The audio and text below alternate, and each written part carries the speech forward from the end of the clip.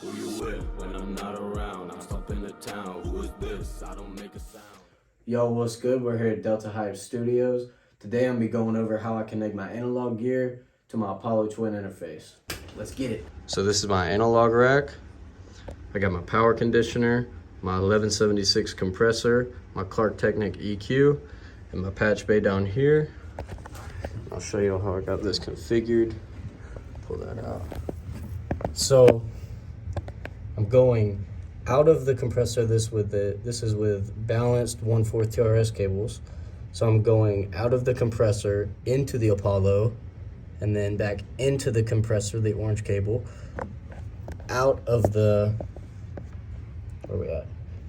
Out of the EQ, and then I'm going into the EQ, the red cable, and then I'm going back out of the Apollo. So I'll show you how I got that set up. So out of the compressor, this blue cable into the Apollo. So I have, this is the mic line 2 on the Apollo, and that takes 1/4. And then I'm going into the EQ, back out of the Apollo, which is this red right here.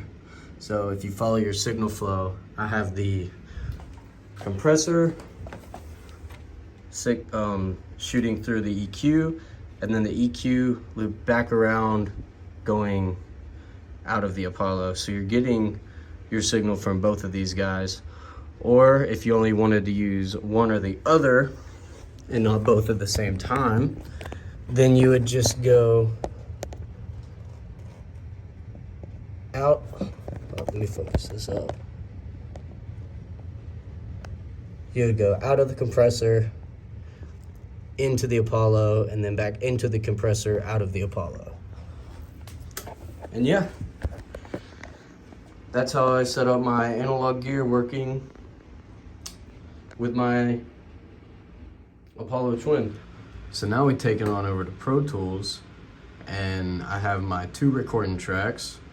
The top one is for your dry signal, the bottom one is for your analog signal.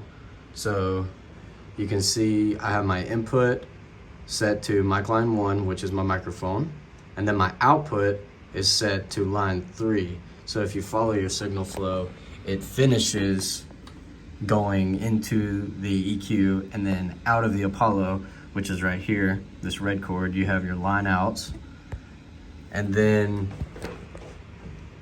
on the analog track, your input is your mic line 2, which is what this blue cord is plugged into. So this is going out of the compressor into mic line 2 of the Apollo Twin.